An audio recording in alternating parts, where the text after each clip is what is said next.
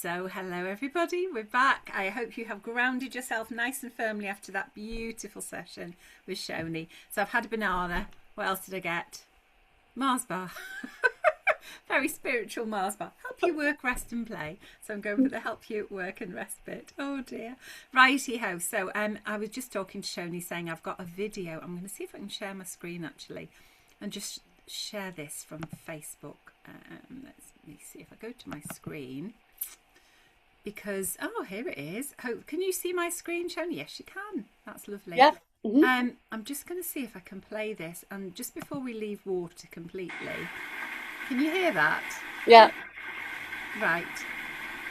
Let me just leave you with this for a second. And it's Chalicewell Gardens. And it's just a couple of minutes.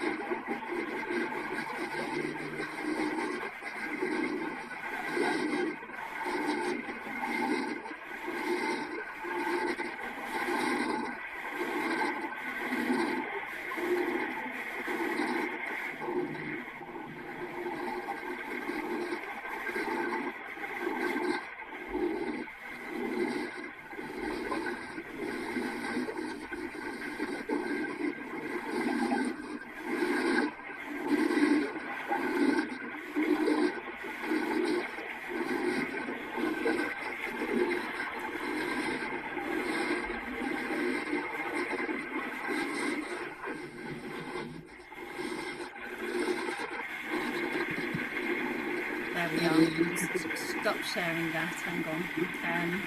I'll just see if I can just switch that off because somehow I can still hear it. Hang on a minute. Let me just go to that for a minute. There we go. I just love that place. Have you been down to it, Shoni, and walked through the I healing have, pool? yeah. Isn't Oh, it that was glorious? beautiful. I could just feel the water when I was looking at it. Oh, Oh. gorgeous. And I suppose that obviously is a healing spring. If anyone hasn't done it, do it. It's beautiful in Chalicewell Gardens. Mm. And this year, for the first time, I went to Holywell in North Wales and I did go in the healing pool there. So apparently you have to go in 3 times. The first time it was freezing cold, obviously. And I think as ladies, when it gets to certain bits, it makes you go, whew! I didn't manage to swear, thank goodness, because it is a sacred site and we had priests standing either side. Said I will try not to swear. Yeah, as it reached certain bits, it does make you, you know. And luckily I was numb after the first time because you have to go in 3 times. So I did. While I was still numb, I got out and got back in again and walked round. And I was with some pagan friends too, but water is water. I don't think it matters which faith you've got, does it? And really wanted to sing to the water. And again, I think song is so powerful, isn't it? And for any deities, giving our voice, giving our time, giving prayer, giving song is beautiful. So I sang a Julie Felix song, which is we bring you healing from the earth and the heavens above. We bring you healing, we bring you love. And just sang back to the water because I thought for generations this water's healed other people. And so to sing a gratitude song to the water was lovely.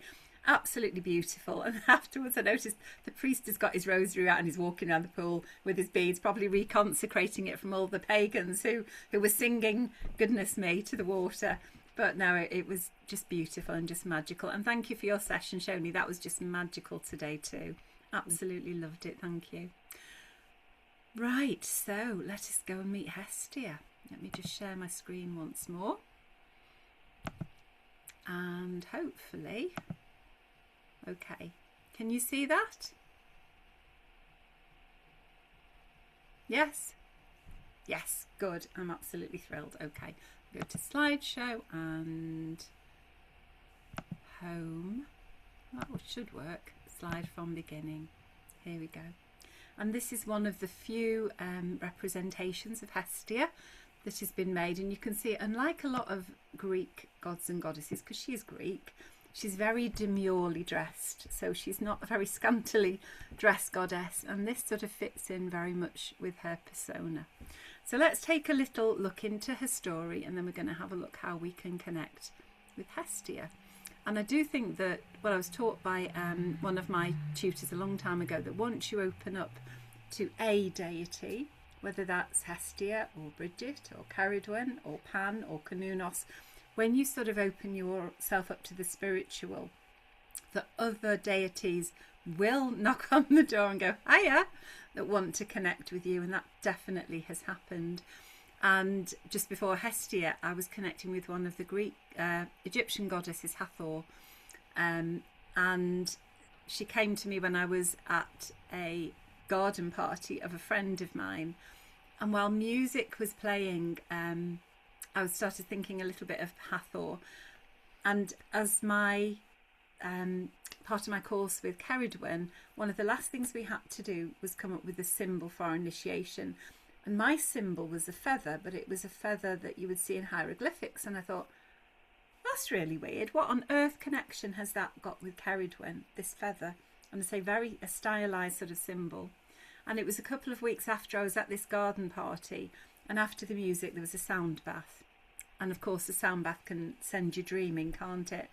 And I started dreaming and thinking of priestesses, but they were quite scantily dressed and sort of dancing, and I thought, it's really weird. Anyway, after the sound bath I was doing a labyrinth walk, so I went over to where I was going to host the labyrinth walk, and one of the girls was talking to me and she said, oh hi, and we got chatting and she said, I'm a priestess of Hathor. And I thought, okay. And we started talking, and she was talking about the dances that Hathor used to have, and everything sort of fell into connection. So Bridget I work with, Caridwen I work with, Hathor came knocking on my door, and then Hestia. Now Hestia is less surprising because Hestia is quite connected with Bridget because both of them are goddesses of the flame. And I think sometimes in our lives we are drawn to an aspect of the elements, whether that's air, whether it's water. And I think a lot of us have of that affinity to water, don't we? And fire. Now fire needs to be treated with respect, doesn't it? But there is something about being next to a fire. And for those of us lucky enough to grow up when real fires were a thing in the house, there is something inherently magical about watching the flames, watching the little caves underneath in the coals, seeing the little shapes dance, watching the fire smoke as it comes up and curls, and how many of us have sent letters up to Santa up the chimney with all our wishes. There's a lot of magic to do with fire, isn't there? So let's go back to basics of Hestia and we'll find out where her story came from. So she was the eldest daughter of two of the Titans. So she's a Greek goddess. She goes back to the very start of the universe. Her father was called Kronos and her mum was called Rhea. And Kronos listened to somebody give a premonition of the future in which one of his children would kill him. And so he decided that the only way he was going to protect himself from this awful fate was by eating his children. And so Hestia was the first of his children. She was the eldest, so she was eaten first. And then his wife had more children. And the only one that he didn't eat was Zeus. So Zeus was one of Cronus and Rhea's sons. He was the youngest. But by then Rhea had actually figured out what was happening to her children when they were disappearing one by one. So she had Demeter and Hera, Zeus, Poseidon, Hades and Hestia. Those were the children. So she smuggled Zeus away into a cave of a shepherd. And when he was old enough and found his mum again and learned of his fate, he decided to get rid of this evil father. And as the fates had said, he did actually slay Kronos, his father. And when he slew him, Kronos was sick. He vomited all the children out again. And the last one to come out, because she'd been eaten first, was actually Hestia. And so She is the first and she's the last. She was the eldest daughter and she was the last to be reborn, if you like. So she was the first and last, the eldest and the youngest. And I think she really holds that elder sister energy. She's the peacemaker. And how many eldest daughters in a family are the peacemakers, holding it together for the rest of the family? She was absolutely beautiful. She had 2 suitors for her hand. One of them was Poseidon, her own brother. And the other one was, did I write it down? I think it was Apollo. Anyway, 2 suitors. And she didn't want to get married at all. She wanted to remain a virgin and just be faithful to her family. And so she went to Zeus. By that time, he was king of the gods, and said to him, I want to maintain my maidenhood. I want to stay a virgin, and I'd like to dedicate my whole life to tending Olympus, tending the fires of Olympus. And so that was the job that he gave her. And she was never involved in any huge battles. A lot of the Greek gods and goddesses have these amazing epic stories, don't they? But with Hestia, there wasn't. Her one focus was the hearth, was the home, was family, was protection, was peace. And so because she was never involved in any battles, she was never defeated. She was constant and she was an eternal goddess. And in the centre of everything, in the centre of every home. So she was one of the 12 Olympians. We've said she's Zeus's sister. Poseidon. Oh, and I've written down Apollo. I could have read that there, couldn't I? Good job, I remembered it. Oh, dearie me. So within the Greek culture, they used to have these buildings called Prytaneans, and there's a picture of one here in Crimea in the city of Pantikapion, which has changed names now. I can't remember the modern name. And this was their centre of government. And in the centre of the government building, there was a hearth. Now, the king or the leader of that area would also live in that building. It was an absolutely huge, important part, the very centre of the area. And each of the tribes in the area used to send a representative. So like an MP, we would have these days. And it was their job to inform the legislature for their tribe, make sure everybody was well represented, and they would all meet here. But the Prytaneans, of which there was one in each city, in that central hearth there was Hestia's flame, and it was a sacred flame and it was never allowed to go out. And when you conquered somewhere and you set up a new city, you took the flame, the original flame, with you to start that hearth fire. So it was really important it didn't go out. Now, Hestia is also known as Vesta when we get over to the Roman civilization. They kept her, they changed a few bits, but again, that flame could never go out. And, you know, woe betide any of the priestesses that let Vesta's flame go out. And of course, Vesta, a few echoes of Hestia, because all of her priestesses were Vestal virgins from Vesta.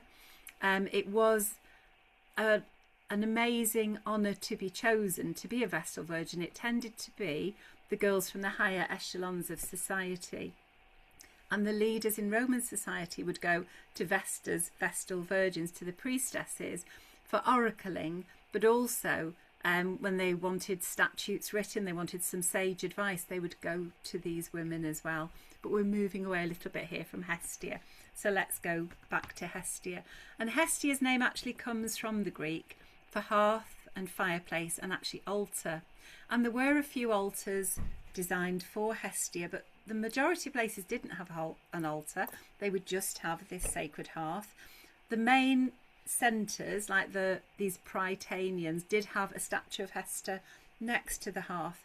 But from that sacred hearth in the centre of the town, you would take a flame and you would light the hearth in your own home. Now, she was most beloved of all the Greek goddesses there. And you can see this beautiful quote about her in the Homer's hymn to Aphrodite, talking about Hestia, that among all mortals, she was the chief of all the goddesses. Now, obviously, in the centre of the home, you've got this beautiful hearth fire, and this is where you do your cooking, but this is also where you give your sacrifices to the gods. So it's a bit like a telephone to the gods, isn't it? And at the start of every single meal, you would choose a choicest bit of that food and you would offer that over to Hestia, along with prayers. And prayers were said at the start of the meal and at the end of the meal. And you think these days we really take our food for granted, don't we? Apart from now when we've got a drought and the farmers are really struggling and we're starting to get back to basics and being a little bit more aware about our food and not having food.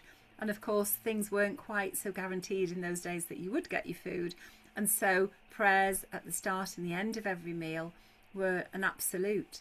And thinking about it to when we were children, I don't know how many of you have families that used to say grace at the start of the meal and thanks at the end of the meal. We used to do it on a Sunday, probably not the rest of the time. Perhaps earlier generations did, but definitely on a Sunday. And Sunday, of course, was when you went to church, so you were feeling a bit more spiritual and you would give thanks for the food. And that's probably a habit we've got out of, hasn't it? But I do think sometimes as a mum, I don't know if anybody else of you has done this, but if I was cooking a stew occasionally and stirring it over the gas fire, so you've got the flame there, and just stirring love into a soup or a stew or whatever I was making, stirring good wishes and health into the food. And I think it's a very simple spell that a lot of us women are called to do, never having been told to do it. But there is intention, isn't there? And there is such love and intention when we are feeding people, basically keeping them alive, aren't we? But stirring love into that food is something that you can do, and I think is a very grounding thing and a way to make your food extra special, extra nourishing to the people that we love. So they would pray for her for safety, they would pray for protection, they would pray to get food and warmth and comfort and friendship. And around the hearth fire is where so many discussions happen. You look at all the wars that have happened through all the years, and generally the only thing that will stop a war is discussion. At the end of the day, when they finish dropping bombs on everyone else, the only thing that solves a war or any sort of kind of what's the word? Anyway, fighting is talking. At the end of the day, talking, and talking in a circle, talking around the fire as we would have done. There is something very old about that, isn't there? There is one myth about Hestia, and that is that she came across, well, it's reported by Plutarch, but she came across an argument. So King Tarquetius, I hope I've said that right, again talking about arguments and talking, his daughter and her handmaid had done something dreadful. And we don't know what that is, that isn't reported. But whatever they'd done, he was so furious with them that he decided to kill both his daughter and her handmaid. And Hestia actually appeared to him in a dream and told him, no, he wasn't going to do that. She was quite terrifying and told him that no way was he going to be allowed to murder his daughter and the handmaiden. And so he didn't. I wonder what she threatened him with, hey? But she didn't.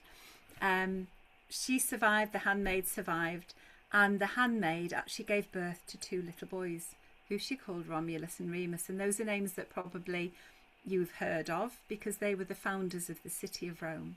So without Hestia and her intervention, we wouldn't have had this beautiful seat of learning and intelligence that went through the world. Always reminds me of Monty Python, isn't it? What did the Romans ever do for us? But they did an awful lot, didn't they? So what I'd like you to do now, I know we've always got a candle with us as pagans. I want you just to find a little candle and I want you to light the candle. Okay, and I'm just going to read you a couple of poems that were written to Hestia a long, long time ago. Here we are, some Greek odes. And then we're going to have a little go, just for 5 minutes, writing either a prayer or a song, whatever you want for Hestia. So this is the first one, and it's a Homeric hymn, number 24, to Hestia.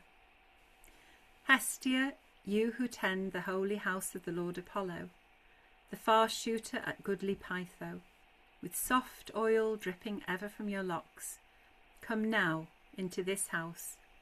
Come, having one mind with Zeus the all-wise, draw near, and withal bestow grace upon my song. How beautiful is that? And then we've got the Homeric hymn number 29, to Hestia.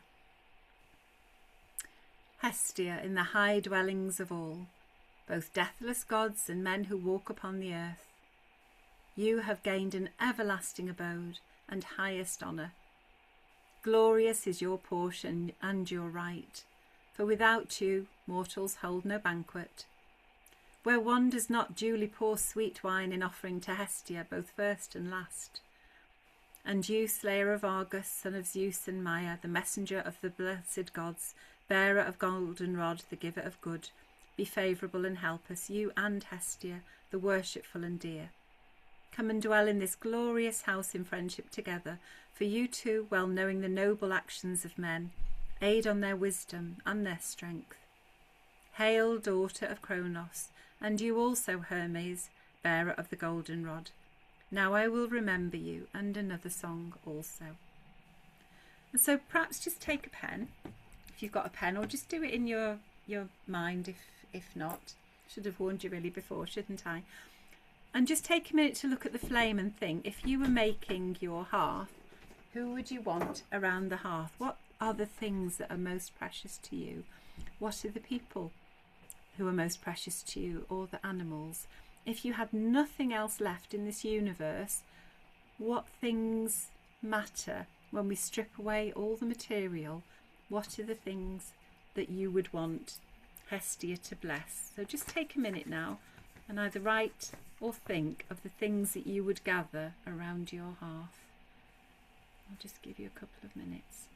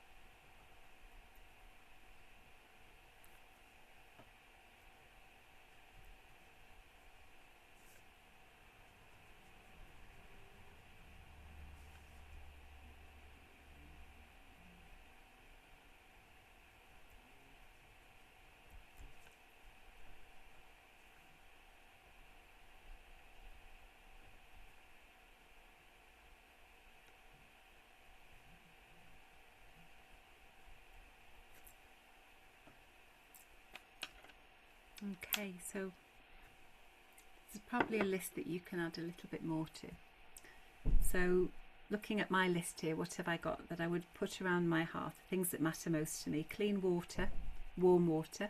We grew up in a house without much heating, so I adore a hot shower. I've put family members down here: husband, children, grandchildren, other family. My furry family, fluffy cuddles. I've put little hands in mine. I love it when they're little. Music. Who of us could live without music? Water, the ocean, soft sand. Don't like pebbly shores, but soft sand. Rainbows, mountains and sunsets. Things that help soothe the soul. Memories and poetry. Shoni, what have you got on your list, whether it's written or verbal? Well, I started off, I think, in a very literal manner. Started off quite narrow. I was like my son, my dog. And then it started to move out from there to my family, the friends, the neighbours, my community. And I started to think, global community. And then I'm thinking about my garden, my tadpoles, the birds that visit, the insects, my plants. I thought about my broad beans and wanted them there, and then the elements. So sort of started off quite narrow and then it kept, my hearth is very big. Do you know, and it's a lovely exercise to do because, Oh yeah. I think in these days we're often taught to want more, aren't we? It's all about commercialism. It's you haven't got the latest this, you haven't got the latest that. And I think sometimes perhaps spending a few minutes with Hestia's candle and thinking, okay, if I lost everything, but I could choose a few things to put around a hearth with Hestia's blessing, what would that be? And I can guarantee it's not going to be the latest iPhone. There are things that speak to our soul. And then it's a little bit like counting our blessings, isn't it? It's a reminder of what really matters to us and what we've got. And I think occasionally the world can be so dark, especially at the moment, that just having those lights and no, we've been blessed, we've got so much already, is lovely. And it's a bit of a reminder, isn't it, for us? So we're going to do a little guided meditation now. So I don't have any background music, and you might actually be able to hear this though. Mm-hmm. Yeah? Yeah. Okay. A little Koshi bell. That's lovely. All right. So let's switch off our videos for a second. I'm wondering if I can switch mine off. Yes, I can. Okay. And we're just going to go on a little journey to meet Hestia. So second journey of the day. It won't be as long as the one with Shoni, because I know you've had a big long journey, but just a nice gentle one here for you. So settle yourself down, make yourself nice and comfy. And as always, just take that nice long deep clearing breath. Okay, let it go. And just one more deep clearing breath. Okay, and let that go. So while you're sitting with your feet flat on the floor, just start to imagine now tendrils, roots coming out from the bottom of your feet and going into the ground. Going through the bottom of your building, further down into the soil, into the clay, through the foundations, and further down through the dense clay, through the bones of the animals and the ancestors, right down, further down through the crystal caves, further towards the rock at the centre of the earth.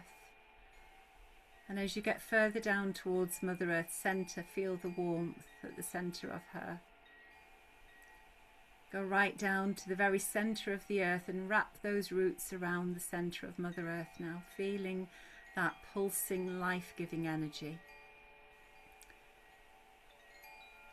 And let your roots absorb some of that beautiful earth primordial energy now.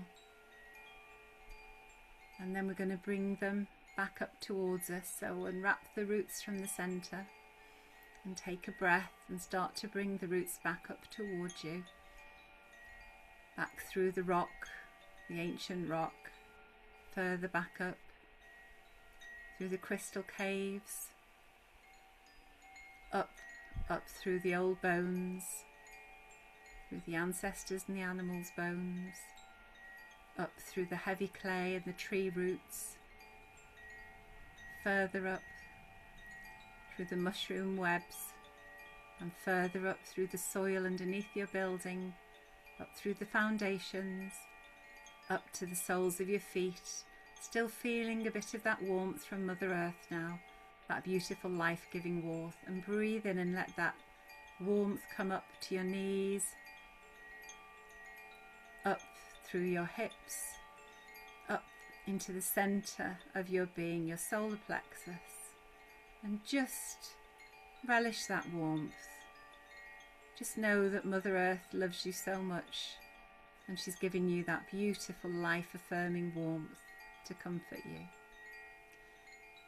And now from the top of your solar plexus, from the top of your heart, there is a silver root appears, and it starts to work its way up through your chest, up past your throat, past your third eye, through your crown chakra, and it starts to go up towards the roof of the building that you're in, and higher through the roof out into the skies, heading up into space, seeing the earth below you, and up through the atmosphere as the atmosphere starts to go cold and darker. And now this beautiful silver root is heading towards your mother star. So see a star, one of millions, but one is shining brighter than the others. This is your mother star. Head to that with this beautiful silver root and wrap it around the star. And feel the energy of the universe, this primordial energy which is cold and sparkling and fresh. And absorb that energy now. And then when you've absorbed it into the root, unwrap it from the star and start that root coming back to you, heading back through the universe, past comets, past planets, coming back towards Earth, through our outer atmosphere, coming back through clouds, back above your house, down from the skies, through the roof of your house, through the roof of your head, through your crown chakra, past your eyes, down your throat, behind your heart space, into the centre of you where it mixes and mingles with that beautiful earth energy. And be fully revitalised and grounded with the earth's energy and the universe's energy, the stardust of which we are all made. And sitting here now, just become aware that you're sitting on a boulder. You're sitting on a boulder in quite a desert area. Around you there are olive trees. They look like they've been here for millennia. That beautiful deep olive green leaf on them, and you can see the plump olives, purple and black, ready to be pressed for oil, one of the nectars of the gods. And now stand up from the boulder where you're sitting, brush the dust off your clothes, and we're going to walk. We're going to walk through a stand of olive trees, this little wood-like area. So let's walk along, and you can feel how sandy the ground is beneath your feet. It feels quite warm. The sun is warm on your face, but it's not uncomfortable. It's quite dry, but it's beautiful. And now turning around, you can see behind you the sea. You can see the Mediterranean, all the blues and the colours and flashes of silver and white on the waves. You'd never realise the sea could look that many shades of blue. It's absolutely stunning. And now turn back into the grove of olives and let's walk. Because strangely, you can smell on the breeze, there's something cooking. It smells absolutely delicious. And you can smell the scent of wood smoke. It's quite perfumed wood smoke. It's beautiful. Let's go a bit further and see. And so walking along, we notice now that we've come to a clearing, and in the centre of a clearing there is a temple that looks as though it's been built quite a long time ago. We can see some columns. It's still in quite good order, but you can see a few bits of stone have fallen down, but it's still quite intriguing. And it seems to you as though the smell of the food and the wood smoke is coming from the temple. So let's go and explore. So you walk up to the door. There's a pillar on either side. Place your hand on the pillar and feel how rough it feels under your hand. This is definitely a strong temple, and it's been here for a long, long time. There isn't a door, but it's quite gloomy inside, so let's step inside. And you can see there is a corridor. It's a little bit gloomier in here out of the light of the sun. So place your left hand on the wall of the corridor just to give you a bit of steadiness. Let's walk down the corridor. The path seems quite smooth. There's nothing to trip us. And we walk along the dark corridor, and at the end you can see a light on the wall. You can see it flickering. There's obviously someone with a fire there. As we walk further along, you get to the end of the corridor, and sure enough it opens out into a beautiful room. There are paintings of frescoes on the walls in muted oranges and reds and blues and golds. This must have been a fine temple at one point. And in the centre you see a round hearth with stones built up around the fire. You can hear the fire crackling, but you can't see anyone here. But the fire does actually look very inviting. And over the fire you can see there's a pot on a tripod, and this is where that beautiful smell of food is coming along. And actually, smelling this food, you are starting to feel a little bit hungry. So let's go over to the hearth fire, and it's surrounded by wooden benches. So feeling quite comfortable and quite safe, you sit on one of the benches. And it's now that we see her, the other side of the room. A lady comes, wearing her Greek dress, her Greek clothing, very demurely. With her hair pinned up in knots, she looks like a lady of some importance. When she looks at you, you notice she's got the most twinkling eyes and a beautiful smile, a wide smile, and it seems that she looks quite familiar to you. You start to get up and she says, no, stay where you are. I'll come. And she comes over and sits next to you.